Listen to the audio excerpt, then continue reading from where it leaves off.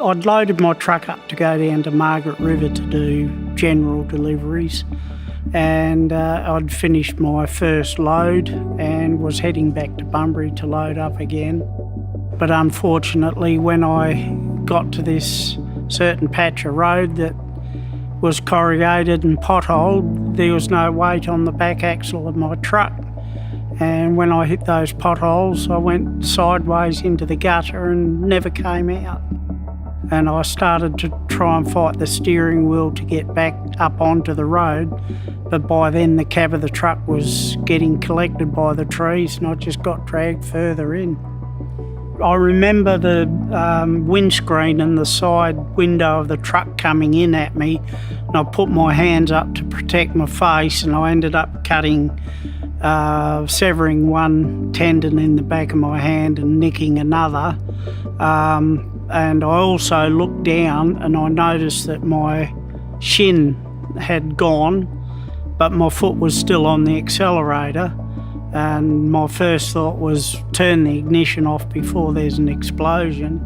And I said to myself, well, you know, not going to save much of that leg. But then I thought, oh, I'm still breathing, so it's all good. I must have blacked out because I don't remember the jaws of life arriving and I don't remember the helicopter arriving.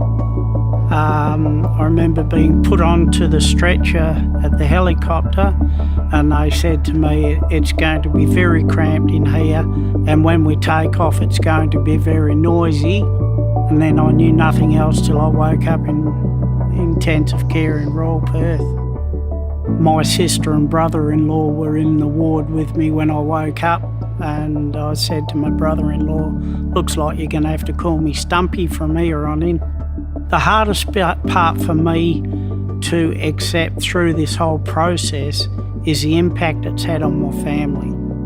It's absolutely heartbreaking to me, but mostly my wife, because she's not only had to worry about me being in hospital, she's had to worry about looking after the home, worry about, she had the two children at school, one in year 11, one in year 12. That has been the hardest part for me, is the impact it's had on my family.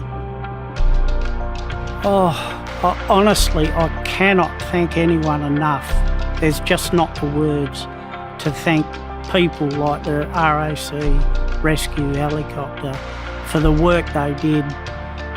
When I arrived at Royal Perth Hospital, I got told by my wife that the doctor told the paramedics that he had no idea how they kept me alive. If it wasn't for them, I wouldn't be here now.